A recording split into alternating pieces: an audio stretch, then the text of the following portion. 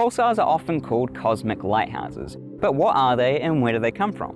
We know of about 2,000 that have been discovered through radio telescopes, but the origin of pulsars comes from the death of enormous stars. Stars that are over 8 times the mass of our Sun will die in an enormous explosion called a supernova. But what goes on at the very core of the supernova is the interesting part that can make a pulsar.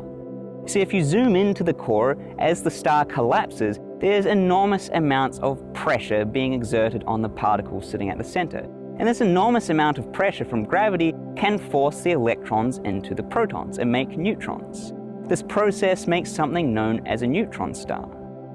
But this neutron star itself is pretty complicated and we don't understand it too well. It's a very strange form of matter, a very extreme form of matter.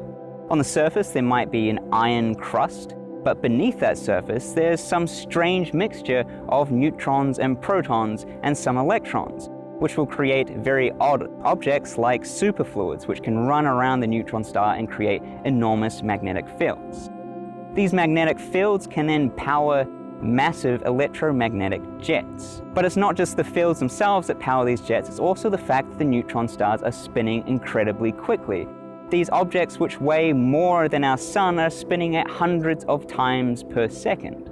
So moving a big magnetic field very quickly makes very strong electric fields.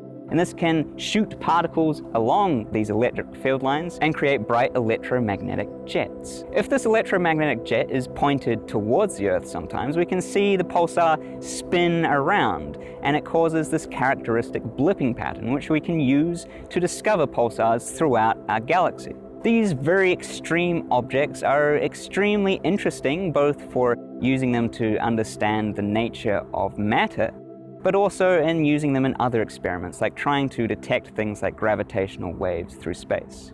But even after all of the years that we've known about pulsars and the thousands that we've discovered, we still know very little about what makes them run. What we do know is that they're incredibly interesting objects and something definitely worth further investigation.